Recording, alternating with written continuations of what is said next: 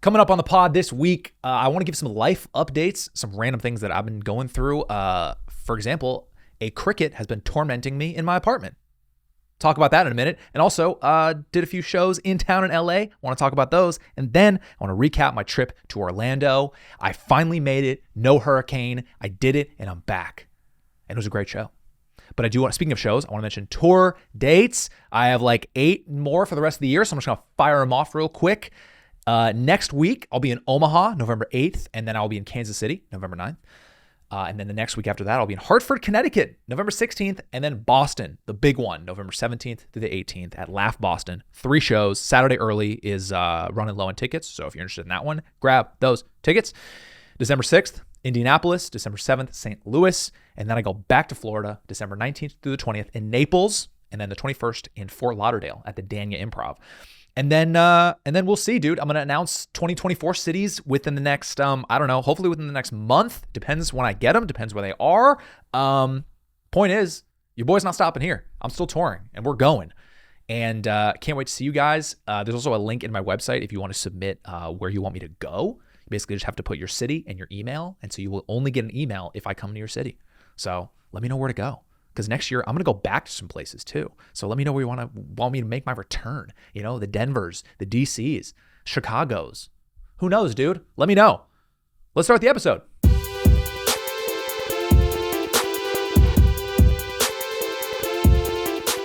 We're back. Thanks for being here. I appreciate it. You guys rock, man. I'm in a really good mood. I've been stressed lately. I got back from Orlando last night. Long ass trip. When you fly cross country, it's just a long time, you know? I've been stressed about some things, but I feel really good right now. I'm excited to be here. That's what's cool about doing this podcast is I'm not just doing this like chasing content and everyone does a podcast, so let me do one too. And I'm like dreading it. Like, dude, I'm excited to be here right now with you guys. I hope you guys are feeling good too. Mike is on the 3s and 4s. Loving it. How are you? You're already loving it. How are you feeling, Mike? Any big updates in your life right now? No, nice and steady. Steady's good. Steady's good. I feel like I'm starting to get the flow of this podcast a little bit, at least with the solo versions. I want to start giving you guys some updates about my personal life and just random stories from my life instead of just doing the recaps from the road. I don't know. I want you guys to still know who I am outside of comedy. You know, I'm not just this joke machine. I'm a person, okay? I'm a human with feelings. And I am, by the way, going to have, I talked about it last week, going to start having guests. That's the plan. I put together a little bit of a list of people that I want. No one commented any guests. I think a few people, one person did, but we don't get a lot of comments yet on the show, which is fine, dude. We're building this shit up. But I'm excited, man. I feel like guests will probably start to happen at the beginning of the year because again, the holidays come around and it's going to get tricky to try to start to, book people and shit like that. So look for that probably in the new year. The big one, the big one I really want to get, honestly, because I'll tell you guys now, because it's like, bro, we're in this together right now, I really want to get Bobby Lee, and not only because he's probably the most coveted podcast guest in comedy, but also we're buddies, we know each other, and which I sometimes forget that, like, dude, and people also do, because I opened for him a few times on the road, and there's a few times where me and Bobby just like went out to dinner, just me and him. This was like 4 years ago, 5 years ago, maybe longer. And those are things that like I like forget that I did that. It's such a surreal moment because that's one of those dudes that I grew up watching and shit. And so the fact that we just went to dinner, it's fucking weird and awesome too. And the reason I think I can actually get him is because a little backstory is that at the time I was thinking about starting a podcast. This was maybe 5 years ago or something like that, which, hey, glad I didn't. I'll just say that. It's amazing the amount of decisions that I've made along the way in comedy where I'm like, I look back and I'm like, glad I didn't do that. Fuck. And so I remember I was telling him about thinking about starting a podcast, and he was very nice. He was just like, he pushed me to do it. And I was also like, I'll do it. And I didn't even ask him. So I remember that moment and I was like, okay, I think I can get him. I think it's just how I phrase that text to him, how I can try to wrangle him. Cause he's a tough dude to wrangle and I love him. Tough dude to wrangle. So if you see him on the show, be excited, because that's kind of a hard get. So I just want to share with you guys a dude that's at the top of my list. And again, feel free to comment guests you want to see. Preferably comedians at first, because that will just make the most sense. I also know, oh, fuck it, I'll tease this too. I met a dude who was one of the directors for The Office, and he hit me up, and we were gonna just to kind of connect, little biz talk, little biz hang, little Hollywood type shit. Great guy, and I feel like having him on would be really cool. I'm sure he has a lot of stories from like literally directing The Office, like directing Steve Carell and stuff like that. So I think I'm gonna ask him. I think that could be really cool. As a fan of The Office, and I think everyone is at this point, that's, dude, The Office, that's one of those shows that it's gotten so culturally like played out and kind of like over memed, for lack of a better term. But like, dude, The Office is so fucking good. Like, it's such a great, funny, amazing show. Do you know what I mean? It's like, Have you watched Ted Lasso yet? okay. Where do you stand? Yeah. No, Office is way better, but Yes. it's finally the next thing that I'm kind of like, that's cheerful and heartful too. It is cheerful and heartful, but I have no problem saying I think Ted Lasso is the most overrated show on TV. Ooh. And hot take alert the hot take button. We don't have it yet, but when it's there, dude, forget it. I think it's a good show. Okay, I've watched the first 2 seasons. It's a good show. I get what they're doing, but it's not that good. It's not like cleaning up at the Emmys good. It's like fine. It's fine. I don't care. I don't really like a lot of the characters. They're like whatever. I don't know. Sudeikis, he's great at that role, but I just don't get the obsession. And Mike, it seems like you really like the show. What do you love about it so much that you're like, oh, you're talking about The Office? Hey, Ted Lasso. I just recently watched it, so I'm coming off it hot. I didn't watch it a long time ago. I just binged all of it recent, and I just found it to be one of the more similar to where I had ups, downs, and actually cared for the characters in a way, like the Jims, the Michaels, where you actually are invested in people. I eventually and very quickly invested in these characters, and I think that's something that you don't get from every show as much. Dude, I totally support that. And here's another thing is that I hate when people shit on you for something that you like. I will never sit here and be like, fucking Mike likes Ted Lasso, fucking idiot. It's like, no, dude, that's awesome. I'm glad he likes it. I'm glad he has a thing that he's enjoying and watching. When people shit on something you like, it's like, why? You don't have to watch it. Oh, you like Taylor Swift? You're so dumb. I'm like, yeah, I'm not making you listen to her. Let me like what I like. I'll never judge people for that shit. I'm happy you like Ted Lasso. I don't love it. I'm stoked that you like it. You know what I'm not stoked about? The fucking cricket that's been trapped in my apartment for the last 4 weeks. Dude, here's the thing, okay? So I don't even know where to start. So I'm in my apartment and I start hearing, when you hear crickets at night, it's pretty common. It's pretty normal to hear them, right? And some people really like them. The sound of a cricket's very kind of calming. You feel like you're camping. And I kind of share the same beliefs. Not anymore. Because it was so loud. I was hearing cricket noise like loud. I was like, dude, is there a cricket in my apartment somewhere? And I started kind of, after a few nights, I was like, dude, I think he's in my apartment. And I started kind of poking around, and it always came from my kitchen, right? And I'm listening in different directions and I open cabinets, and I open one cabinet and it gets louder. And I'm like, I think he's in that cupboard, but I can't see him. And I'm like, whatever. Next night comes, still hear the cricket. I check the cupboard again. And it's like, I know he's in that cupboard, but I cannot find him. I have my phone flashlight. I take all the shit out of the cupboard, and he's ripping away. He's rah, rah, rah. Like, this is like a adult cricket crushing it with the leg rubbing together noise. And I cannot find him. Like, and it's getting to the point where now we're running on like 3-4 nights of this, and now I'm starting to lose my mind because I can't fucking find him anywhere. It's this invisible adult cricket. And you know what gets even crazier is I go check the cupboard, and it sounds quieter. I go over, I have this big tree plant, maybe I'd say 10 feet away, and I hear him inside of the plant. And I'm like, so he's somehow transferred from the cupboard to the plant, still invisible. I'm over the plant. I'm shaking the tree, trying to get him out, and I cannot hear him. He's somewhere in it. I have my flashlight. He is invisible. And it's one of those things that dude, he's so smart. He's tormenting me. Here's why. Is because I went up to the plant and I was shaking it and I rustling it, and he stops. I walk away. I run back. I hit the plant again, and he's like, walk away. Again. It's like he knows when I'm like, hey, shut up. But then the second I walk away, it starts again. And it was getting to the point where I was kind of going crazy. Bought cricket traps on Amazon. Didn't even know that was a thing. Did I ever think that that'd be my life? Buying cricket traps? No. I don't live in a cabin in the woods, okay? I live in a city apartment and I'm buying cricket traps as an adult man. By the way, cricket traps, they smell fucking really good, by the way. They're like a maple syrup or something to scent. They almost trapped me. They smelled so good. I was like, ooh, these smell good. Oh, no. Okay. All right. Wait. Are these human traps or cricket traps? So this went on for, what helps is that I would go, when I would leave to go on the road, I'd be like, okay, well, eventually he's probably going to leave, right? And I would leave the cupboard open. So he'd hopefully hop his way out. And hindsight, he'd probably just go burrow somewhere else in my apartment. So maybe it wasn't the best plan. But so this was going on for, bro, like a week and a half or 2 weeks. I mean, this is like a long time of this cricket.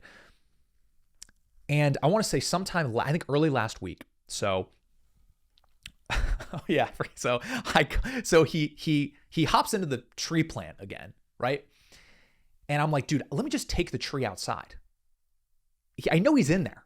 So let me take this big ass tree plant, and I kind of hustled it outside. I have a patio. What's up? Patio. Put him on the patio. Shut the door. And I was like, okay, I think we're good. I don't hear the cricket. I'm like, okay, it's pretty good. I walk over to where the plant was, and I see him in the corner of the room where the walls connect. He's sitting in the corner. And seeing him was like, I felt like I saw like Bigfoot. I was like, I can't believe he's right there. And yo, this dude is big. He's a big ass cricket. This is an adult he's like a 42-year-old man of a cricket. I don't know if it was Jiminy Cricket, but this dude was big. And so I have him in the corner and I have a decision to make, right? I think a lot of people would have murdered the shit out of him, right? Mike, would you have killed him? Just real quick. How many days had it been?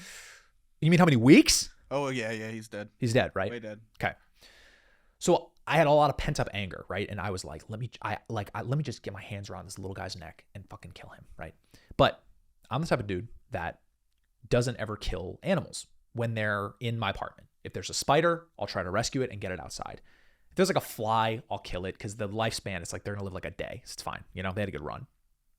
But I really like to save these things because it's not their fault that they're in my apartment, right? Even though I'm so mad at this cricket for tormenting me, right? I had headphones in with music. I could still hear this motherfucker. But I was like, you know what? Let me try to get him out. Let me be a good dude. It's not his fault that he got trapped, right? He's just living his cricket life, rubbing the legs together, having a good old time, right? He probably misses his family and his kids. So I go to take a cup. I got a very scientific method with the glass cup and the paper towel, trying to get him into the cup. And I run over to, I'm kind of hustling over to the sliding door. The motherfucker hops out of the cup onto my carpet. Is the carpet the same color as him? Yeah, of course. So he is fully camouflaged in my carpet, jumping across my living room. I am not exaggerating this even a little bit. I know it seems like silly fun time. This is a 100% true story, okay? I'm now chasing after the cricket in my apartment because in my head, I'm like, you gotta be fucking kidding me. Is he really about to then burrow into some other section and he's gonna start tormenting me again? When I had him right there, I could have killed him. I feel like I'm in an episode of 24 or something. I let the bad guy go and then he, sets off a bomb or something, right? So finally I'm chasing after him and I finally like practically dove to the sliding glass door and flung it open, and he jumped out and I shut the door. Plant's still out there, by the way. Shut the door. And I'm like, crazy. A couple minutes later, I'm like, I gotta get the plant in, right? Because that was my number one thing. I think I probably didn't wait that long. I think I immediately got the plant back in, right? Got the plant back in and there's no cricket. And I was like, oh my God, dude, finally, right? So happy, so relieved. It's not over. Cut to a couple days later. I want to say, bro, like a day and a half, 2 days. And let me just set the scene right now. So the way my balcony works, what up, is a little patio situation, little thing, and then up there's like an air conditioner of a window unit, and it's connected to basically where the patio is. It's like in the patio section, if you can kind of visualize what that looks like, of a balcony, right? The reason I say that is because a couple days later I start hearing a cricket again, and I'm like, is this? And it wasn't as loud, but I was like, it's still too loud. And I go to my patio and I'm like, is this dude still here? Is he still on the patio? And I'm looking around and I hear the noise and I hear it coming from the air conditioning unit. And I go up to it. He had jumped into the air conditioning unit and burrowed in there and started blasting away again. And I can hear him pretty well in my apartment still. So he is still in my life, in the window air conditioning unit. And one would think, oh, just turn on the AC and you'll fry him, right? At that point, I was like, bro, I'm done with this guy. I'll shoot him with a machine gun at this point. Turn on the AC, and I'm like, all right, that solves that. A little chilly in here, but no cricket. Turn off the AC. Fret, fret, fret, fret, fret. Still going. And I'm like, do I have to move? I even looked, and there's no, the worst part is that there's no way to get him out of the AC unit. Because if you look in the back, dude, it's like he's like slipped into a little slit and I couldn't find him. And there's no way to get in there. So I looked up, the lifespan of a cricket. Luckily, we're talking, and Mike, you can fact check me on this. I think we're talking lifespan of a cricket. I think it was like 3 weeks or something. I think it was something like that. You can fact check me on that. I think it was something like that. We looked it up because this has become a big part of my life, right? What do you got? 6 weeks. 6 weeks. Not too bad. So in my head, I was like, oh, okay, well, I've had him in my life for at least 3-4. So he's on his last legs. Pun intent? Pun? Is that a pun? I don't really know. I'm not good with puns. But I was like, all right, you know what? Let him just live out his life, live out his last days in my air conditioning unit. Sure enough, I get back from Orlando last night, and there's no cricket to be heard. And I'm there for a couple hours. There's no cricket. So let me just say, RIP to Jiminy Cricket, who was living in my apartment and tormenting me for the last few weeks. We'll be right back. So today I'm actually recording this on Halloween. So happy Halloween. Hope you guys had a good, fun Halloween. Hope you tricked, you treated. Hopefully, if you have kids, they had a great time. Hope if you don't have kids, hopefully you did mushrooms or did something silly for Halloween. And I hit my, around Halloween is always my stand-up anniversary. So, I officially hit my 9-year stand-up anniversary. So pretty crazy to think about.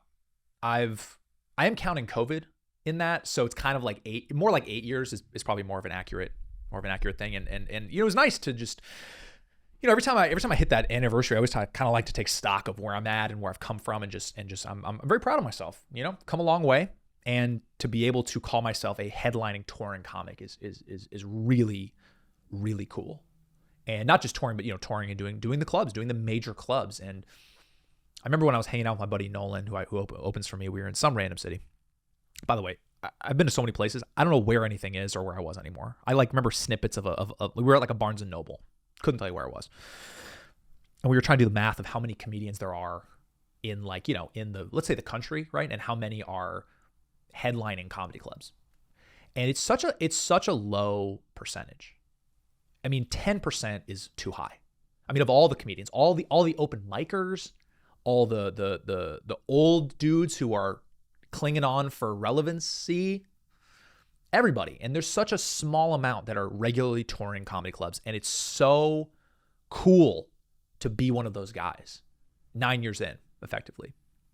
And I had to just take a moment and be like, wow, man, that's really cool that I'm there. And shout out to you guys for helping me get there. 9 years, man. 9 years of doing this. Crazy. I spent the week, the last week. So the week you're watching this, it was the week before I did 5 different shows throughout the week, and I was working out this new joke. I'm trying to do material about, I'll just tell you guys, about dating a therapist. As you guys know, my beautiful girlfriend Kaylee is a therapist, and I've always tried to work on material about it, and it's never clicked, but I finally got a few jokes that I feel like can actually click. And what was so cool is that I did the shows I did were all different, which was so cool to work out new material in such different types of shows. For example, I did, Flappers in Burbank, one of my favorite clubs. It was packed on a Tuesday, electric. It was fucking awesome, right? And then the next night, I did like a really bad bar show in Long Beach, which I'm going to talk about in a minute.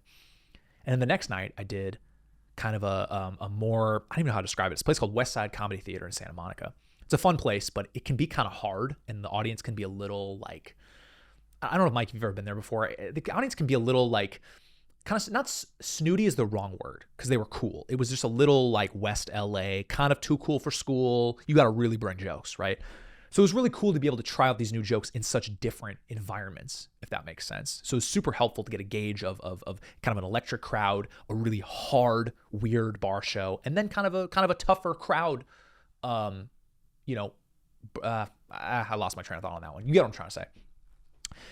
And I realized something. So this show I did, and I'll put a picture up of what the show was. It was effectively, I drove an hour to do a show in basically like a restaurant bar thing where there was kind of a stage, and I want to say like 12 people max, who were all like old. These were like old people, and like sitting way too far away. And it was one of those shows that you're like, it was one of those shows that I like the guy a lot who runs it, and I don't want to give too many details because I'm really not trying to shit on the show. I'm gonna end up liking it. Give me a minute. And it was one of those shows that I gambled with. I was like, oh, I like this guy and I like his shows. He has a new show. Let's give it a shot. And the gamble was wrong. It was a bad show. But I realized I was been doing this thing for 9 years. I'm like, I have a different type of perspective on these shows. When I used to do these shows, I was like dreading them. I was upset. I was like, man, I just want to work on my material. And it's so hard to do it when I have to like battle for these people's attention. It's really hard to grow in these shows. But now at this point, I'm watching people go up and they're like bombing and trying just everything they can to get this weird situation. There's people at the bar, like not even there for the show. They're just bar patrons, which is always the worst because they're like, hey, we didn't ask for this. Can you shut up? And I'm like, yeah, I get it. I'm sorry, man. I don't know what to do. I have to do my job. And I realized, I was like, man, I've done a few of these shows recently and the reason I do these shows, by the way, is because I can't get regular spots at some of the LA clubs. I'll be real with you guys. Comedy Store, the Laugh Factory, the Hollywood Improv, these are not places I perform regularly. I've never even performed at the Laugh Factory before because those are hard places to get in, and I'm just having some success now. So it's going to be a while before I can regularly perform at those clubs, and that's fine. I'll wait my turn. I'm not in a rush. So I have to pick up some of those shows. Even if I'm getting paid gas money, it's still stage time, and I like to stay sharp and get on stage almost every night, right? And I realized something. I was like, man, I kind of love doing these shows because I've now at the 9-year point, I've grown to a point that I can do well at these shows. I know how to handle myself in a way to get these people on my side, get the bar people to stop what they're doing and pay attention to me. And I've done really well the last few like shitty shows that I've done. And I tell you, man, it is so much more satisfying to kill it in a horrendous environment than to kill it in a packed house. Because when you kill it in a packed house, you're like, yeah, bro, you better fucking crush, right? But when you kill it when it's hard and the environment sucks, it is so gratifying. You're like, man, that was so hard, and I killed it. And it makes you feel, it makes you strong, it makes you grow, and I love doing that shit. It's such a good feeling. So I'm gonna keep doing bad shows, man, because I was doing those new jokes at that show, and I got these people to already be on my side and be invested. I mean, it was a weird environment. You saw from the picture, weird environment, but dude, it was so fun, man. I went up there for like 20 minutes and had a great time. Did jokes I didn't even plan on doing. I was like, oh, let me talk about this now. It's like reaching this new level of comfort with stand-up, and it feels so good, man. It really does. If you just stick with this shit and just keep doing the hard shows, man, it makes you so strong, man. So fun. It really is. Quick addendum also before I jump into the Orlando recap is a couple weeks ago, I think Mike and I we were ranking our favorite airlines or something like that, right? We did like a quick ranking, and I fucked up, okay? I fucked up. I need to make an addendum. I said Spirit Airlines was my favorite airline because I like getting the big seat in the front, kind of that first class Spirit thing. That's the cheapest first class, and if you're listening, I'm using quotes, that you're going to find in the skies, right? So I actually really like taking that. It's really good for my back, and I have space. It's great. But so Kaylee and I are going to Mexico in 2 days for my buddy's wedding, Steve, who was on the podcast early on, and we're doing Spirit flight to Vegas and then Vegas to Mexico, right? And Spirit basically changed our flights around just for the hell of it. They're like, you're going to actually leave at this time now, and you're not going to leave on this day. You're actually going to leave on a different day. Just completely changed the days and times of our flights.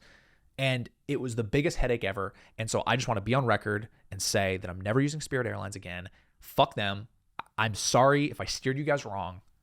I made a big mistake, and I'm sorry for that, okay?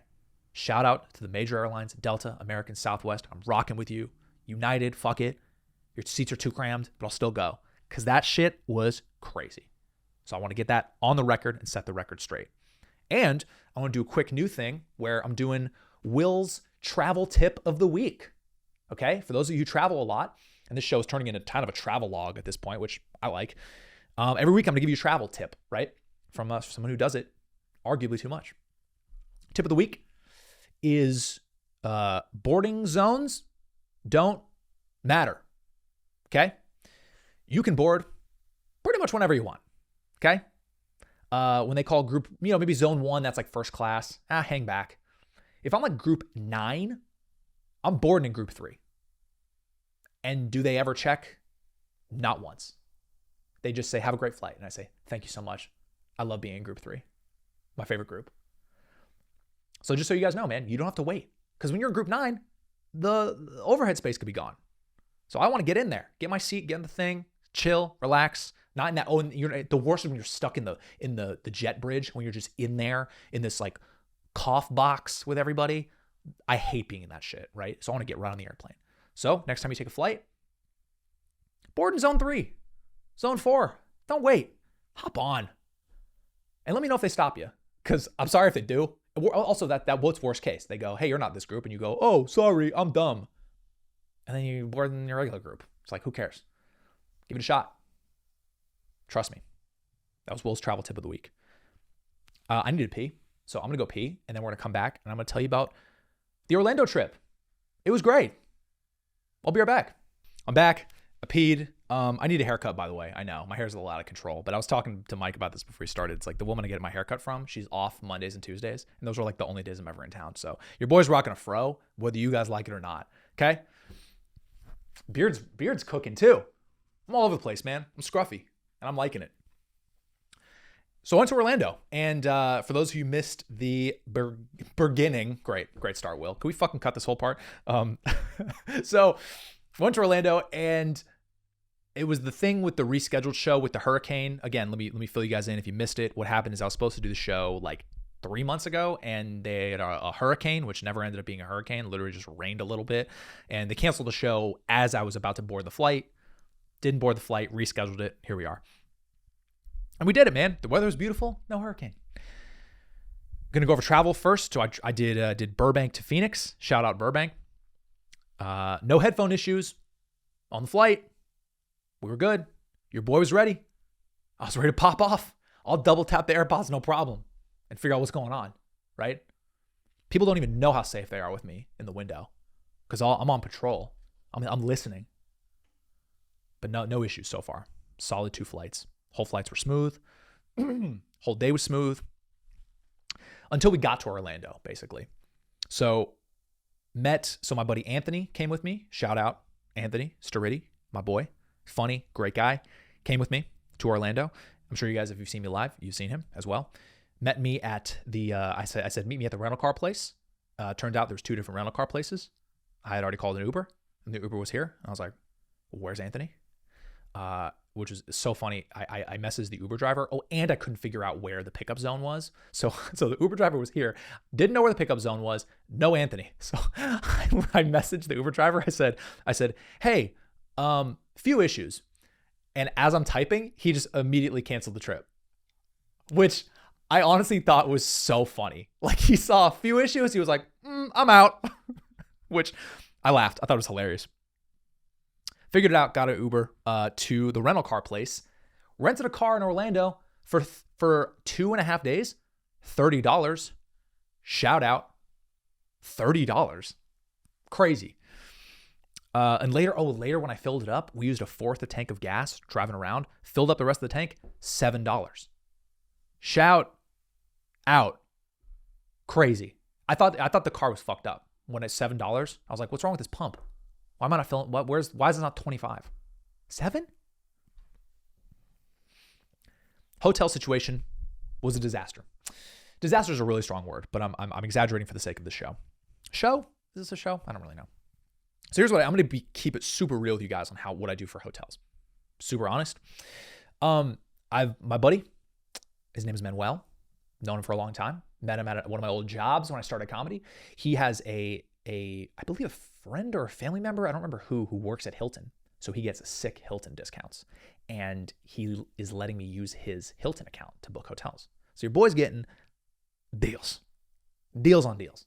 It's still not, it's not like, this room was $20, but it's a great deal, right?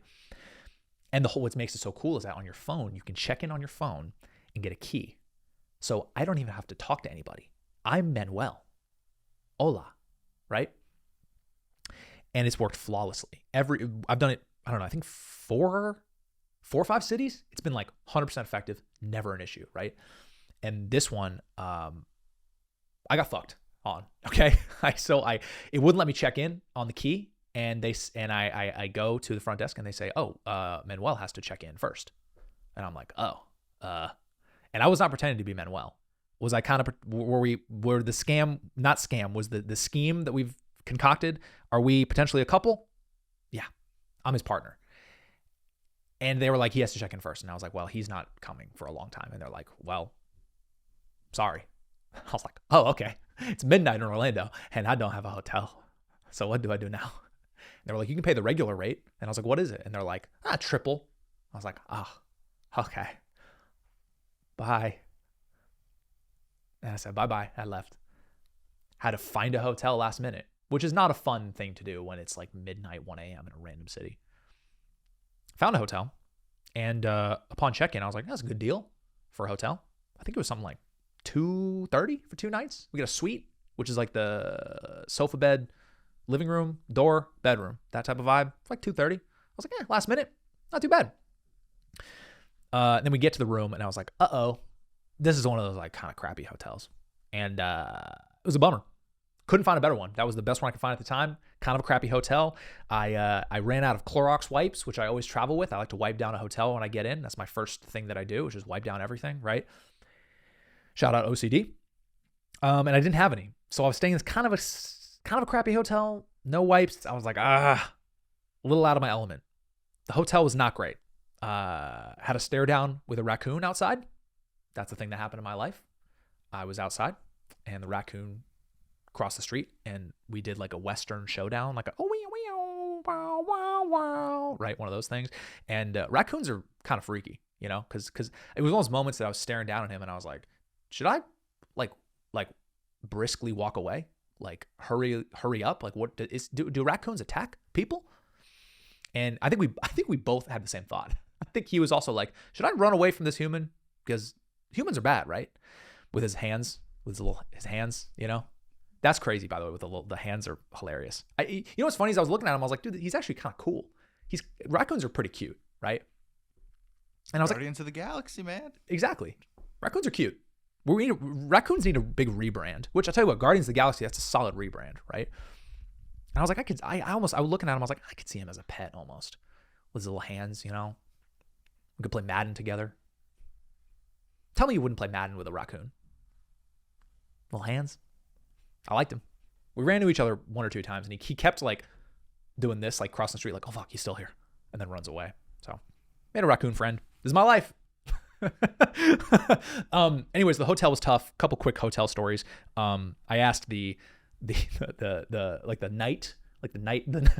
watch, the night's watch, like the overnight hotel person. I said, hey, could we have a late checkout? And he was like, oh yeah, you know, you're gonna have to talk to the front desk in the morning. And I was like, hey guy, you're the front desk. This is me talking to the front desk. So I thought I was like, hey, you're the guy who can do it. And he's like, hey, I'm only the front desk. I can't do anything about this. I'm like, you're the guy. This is the same guy that I went to a few hours earlier, and I said, hey, do you guys have any bottles of water or water? And he said, no, we got ice. Cool. So basically, yeah, we got water. Depends how long you can wait. I was like, oh, great. You have ice? Do you have a microwave also? Because I'm thirsty. And it was a bummer to have this type of hotel because I was pretty much, I was out of my element in a way. I'm a big routine guy. And when I was staying at these hotels, these Hilton hotels, it was pretty much the same type of vibe every hotel. They had always a certain type of gym. They had a certain type of rooms.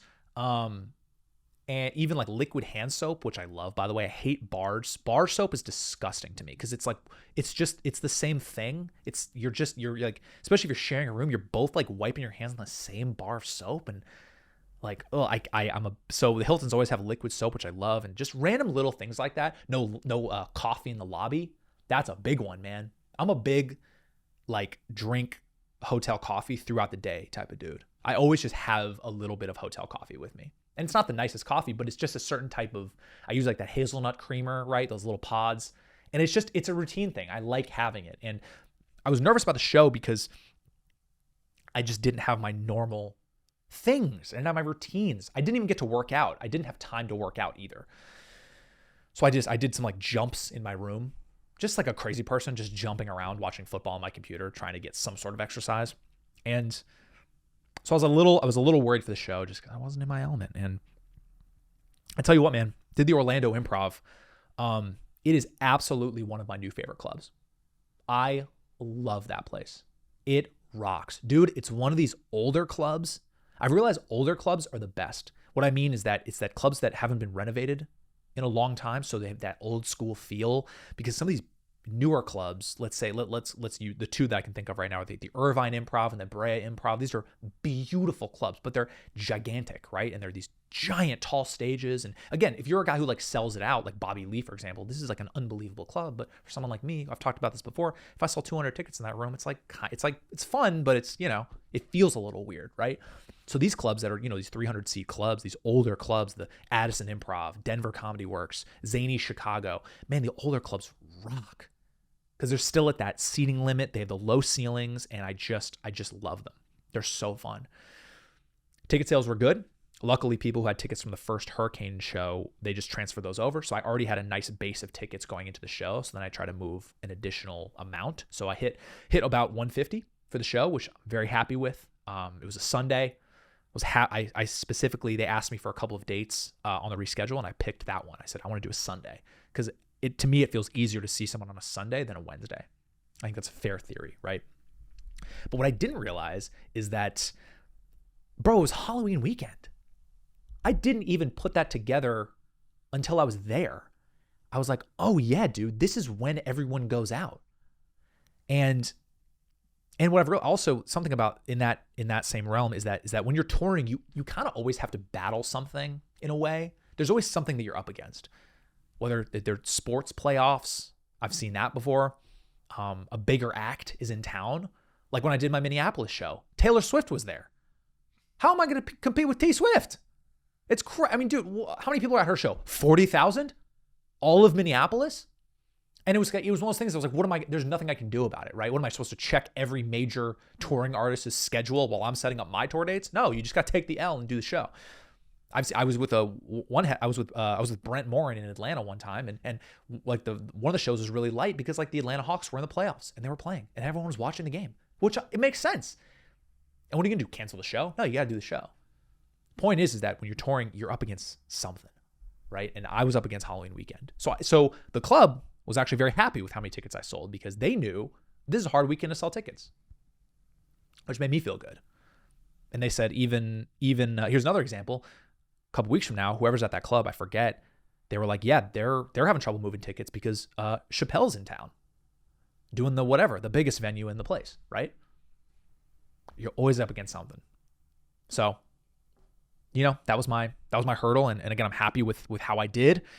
Like I said, Anthony, my boy, was opening, did 2-man show, which I've kind of consistently started to do. So no local hosts. I just have whoever I brought. They do 25 minutes and then bring me on stage. So it's just me and him. Simple show. No shenanigans. Turned out there were some shenanigans on this show. This crowd was awesome. Little chatty. There's a few different ladies sprinkled in who were chatting away. And what I've realized through doing the tour is that when you're one of these comedians who has a big online presence like myself, a lot of people that are seeing you, this is their first stand-up show. Pretty much every show I do at the meet and greet after, someone tells me that was my first stand-up show, which to me is an honor. I'm like, wow, I was your first stand-up show. That's so cool, right? I always remember my first stand-up shows, my first concerts. I think I'm legitimately, no joke, I'm honored that people choose me as their first comedy show. But to their defense, they don't know really how it works. They don't know how this, that they're not supposed to talk, even though they do the announcements, but you're just kind of tuning out whatever the announcements are, right? And so I'm going to try to remember that going forward, is that some of these people, they just don't know how it works. Who knows? Maybe the shoe tie lady from Milwaukee, maybe this is her first show. Still a crazy thing to do. But again, maybe she's like, wait, you can't tie the performer's shoes while they're on stage? That's not a thing you can do? Who knows, right? So they were chatting a lot. They were chirping, and I was watching it. I always watch the opener set from the back a little bit, just kind of checking in, check the vibe out, see what's going on. And I'm glad I did, because I could tell they were a little chatty, and Anthony was kind of battling a little bit. He was trying to get through his material. They were chiming in a little bit. And I was starting to get a little worried because they weren't shutting up, and he wasn't exactly shutting them up, which as an opener, it's a weird position because you can't really be too authoritative. You kind of got to just set the tone, set the vibe, get them started, right? And so at one point I realized they were a little chirpy, and I go back to the manager, who was very nice. And I was like, hey, just to make sure there's like security here, right? Just in case some shit goes down. And she's like, yeah, for sure. And I was like, yeah, the crowd's a little chatty. And we both get up, and she's like, oh, basically non-verbally, she's like, let me go take a look. We walk over, and on stage, Anthony is calling an audience member on stage with him, and people are cheering. And the manager, she looks back, she's like, is this like normal? And I was like, no, and I hate it. What's happening? Side note, just want to say this right now. Anthony did do that. And I'm not shitting on him in any way. He's my fucking guy, and I love him. And we talked about it after, and it's all good. So I don't want people to think that I'm giving him shit. But he's also my boy, so I can give him a little bit of shit. He brought the guy on stage to basically tell a joke.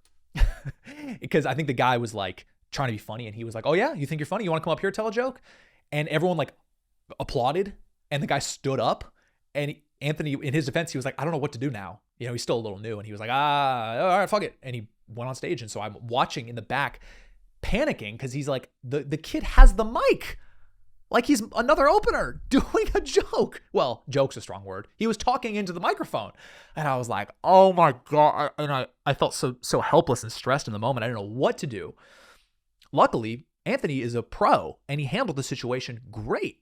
And I told him that after. I was like, dude, you basically never do that again, please. But fucking handled it great. He like, the guy got kind of a laugh. Everyone laughed, cheered, applauded. And Anthony said, that's my time. You guys ready for your headliner? And people were already cheering, and it was a great vibe. And it didn't hurt the show at all. I think it was a fun little experiment that won't ever happen again. When I got on stage, I was like, hey, just so you guys know, no one's coming up here. None of that shit during my set. Let's get that very clear. And again, shout out Anthony. He's my guy. I'm just giving him a little shit, But that's a part of what this is, man. That's a part of what this whole journey is on this tour, on this career, is having those funny moments. And I think me and him will always look back on Orlando when he brought a fucking kid on stage and had him do a joke. But man, I'm super happy with my set. I had a great time. This crowd rocked, man. They really rocked. And what was the most satisfying is that there's this joke I was doing for a long time. It's in the end of my act. It's a sex joke, which I don't do a lot of them, but if I do, they're not super raunchy. If you've seen me, you know what I'm talking about. And there's a joke that I was doing for a while. I'll just tell you about role playing, right? When my girl and I tried to do role play. And I was doing it for a long time. It did great. And then it started to do a little less great. And then it started to get a type of response where I was like, I don't want to do this joke for a little while. And I put it away. And then recently I was like, oh, I'm going to bring this joke back. And I restructured it. And I tried it on stage the same week where I was trying the material about dating a therapist, right? All those different types of shows. And I was doing it, the new version of that joke on these shows, and it was doing really well. And I was like, ooh, okay, I think I'm onto something. And so in Orlando, that was the first time where I did this newly structured joke, and it got an applause break.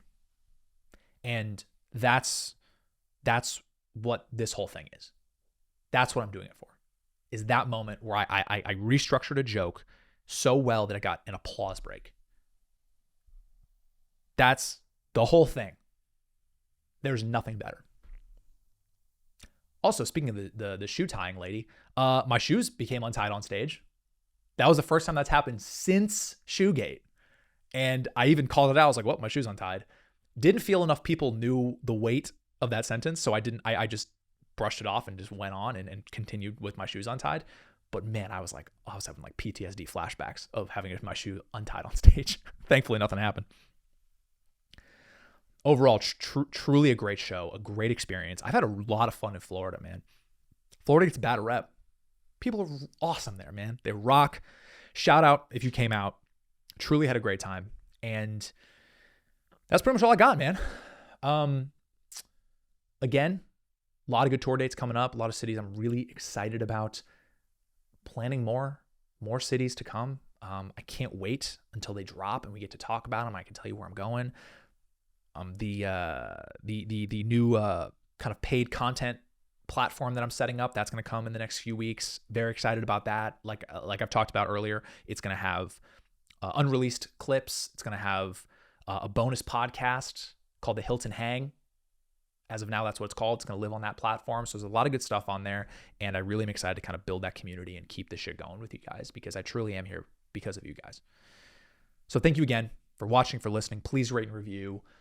Be back next week with we're doing the Mexico recap next week, actually. Kaylee will be with me, and we're going to talk about our trip to Mexico. I appreciate you guys.